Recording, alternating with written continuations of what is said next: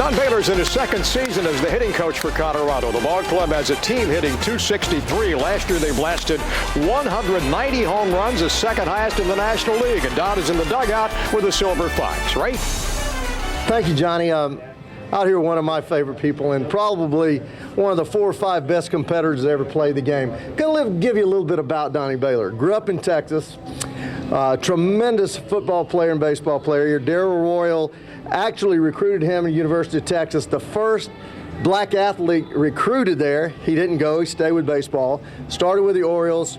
And I'm going to tell you a little bit more before I ask him a question, because this guy's always been really impressive to me, Donnie. I'll ask you a question first. After managing 9 years of the big leagues and now sitting over here with your 6th club as a hitting coach, you know, obviously people really respect you. I have tremendous respect for you. This Colorado Rocky Ball Club last year putting on an unbelievable run to get in the playoffs. Do you see that they're the same caliber ball club this year?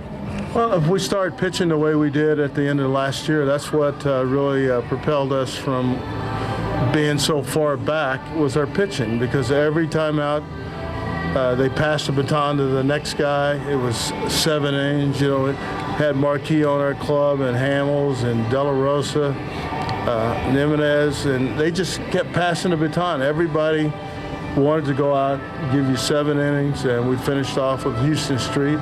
We don't have him this year, so the pressure really comes back to the pitching staff. You know, if they just do what they finished the year with, we should be right there.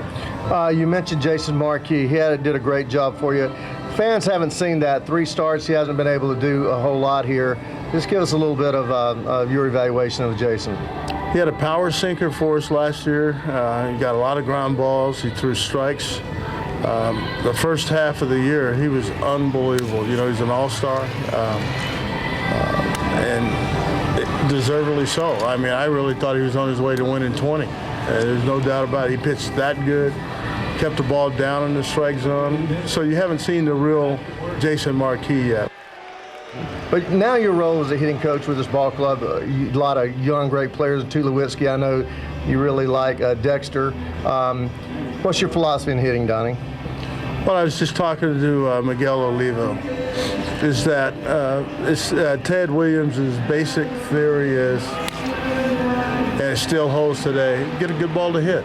You know, it's tough to hit balls in the other batter's box, breaking down and away. And we talk about it all the time. It's the mental challenge, because all these guys basically have the same way that they have to get to the ball, but it's the mental part of the game that we have to really take hold of, you know, and just kind of get them to think in the right way, you know, that you go up when you're in a hot streak, every ball looks like it's sitting on a tee.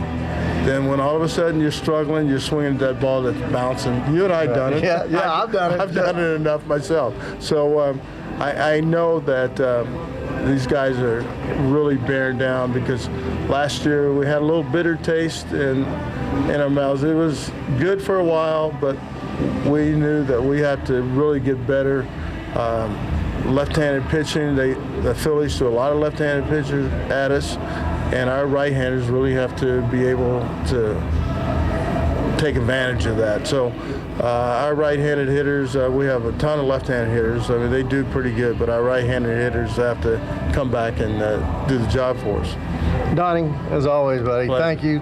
One of my favorite people in the world. Good luck to you. I know you probably want to get that manager uniform on again. Back up to you, Johnny.